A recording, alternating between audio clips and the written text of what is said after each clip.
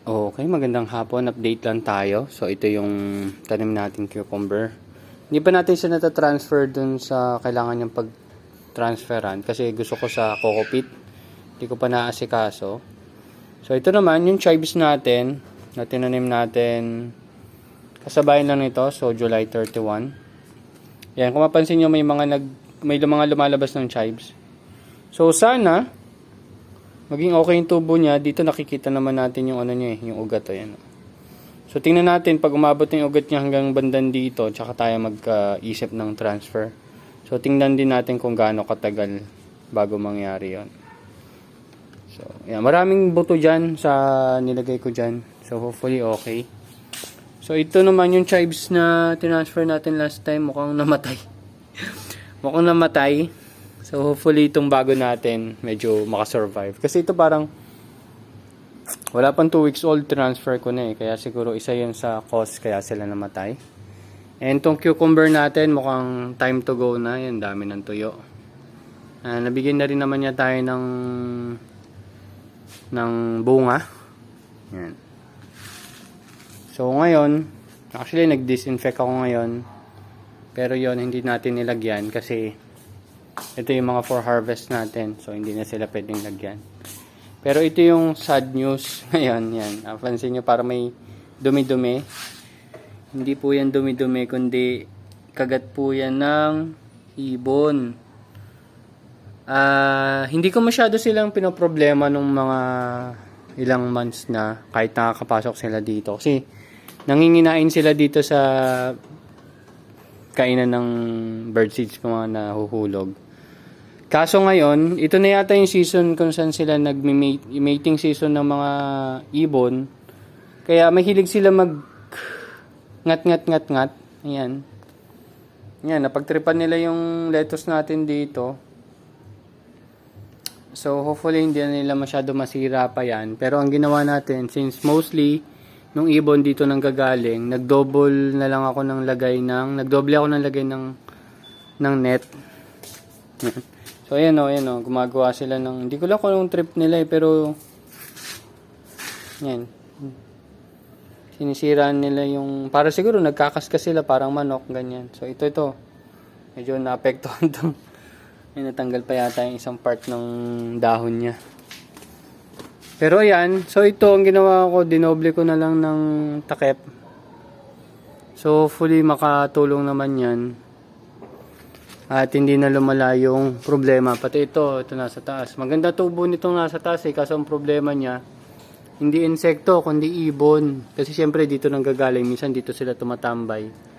Ninangat-ngat nila. So ito na siguro yung season ng mga ibon na mating season siguro nila. Ayun. So may mga ibang tama rin yung iba eh.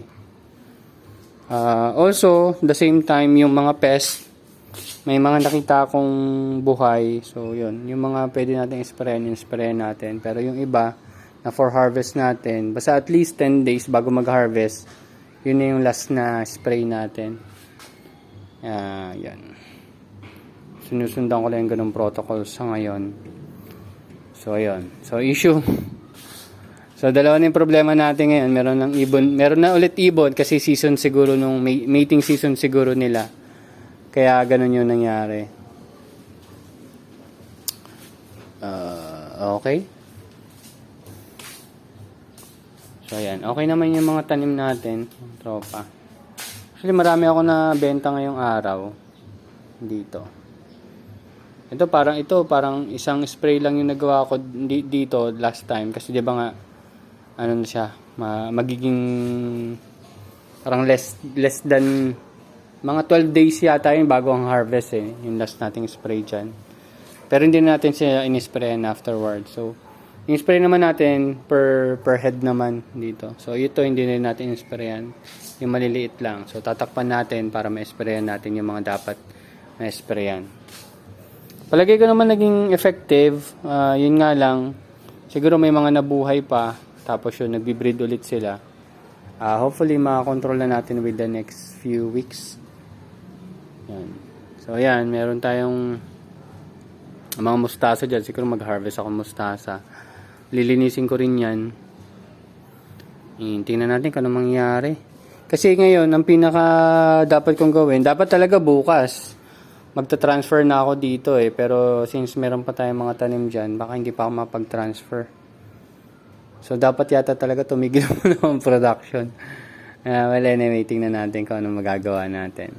Pero, looking good naman sa mga plano. Yun nga lang, dumagdag na naman yung problema natin sa ibon. Yun, kasi yan, palagay ko talaga mating season nila. Yun, kinalat nga nila yung lupa. So, ayun. So, yun lang naman. Wala namang masyadong kakaiba maliban doon. At,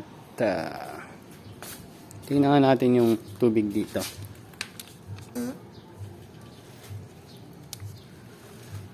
Yan, okay naman yung ugat niya. Yan.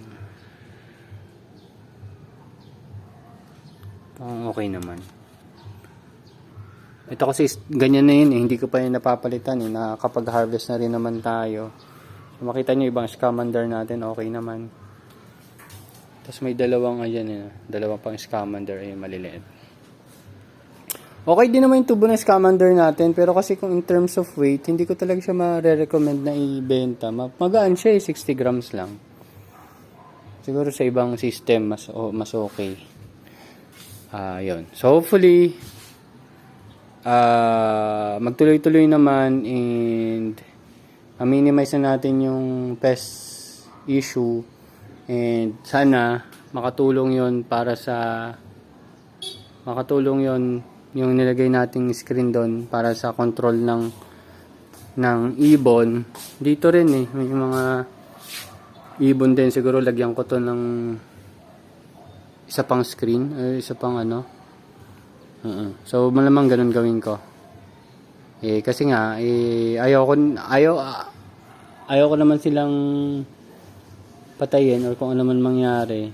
Pero ayaw ko rin naman nilang ubusin ubusin yung lettuce. Yan. Maubos nila yung lettuce niyan eh. So yun lang naman yung update natin. Dapat nga maglilinis ako kanina kaso nagkaroon ng problema. Baka bukas na ito tatakpan ko lang to. Na-harvest na natin yan. Then yung takip niya nandoon ililinisan ko pa bukas siguro ng umaga.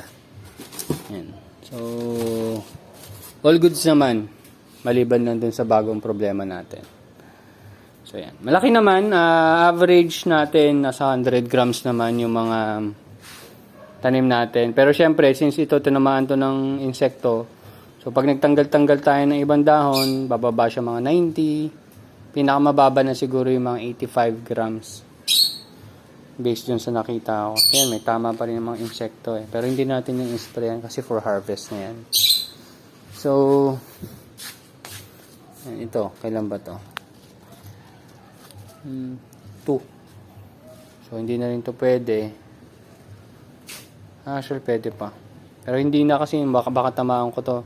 For harvest na tong mga hydraulic natin dyan eh. Yan. So, yun lang naman. Thank you very much. See you next update, guys. Bye-bye.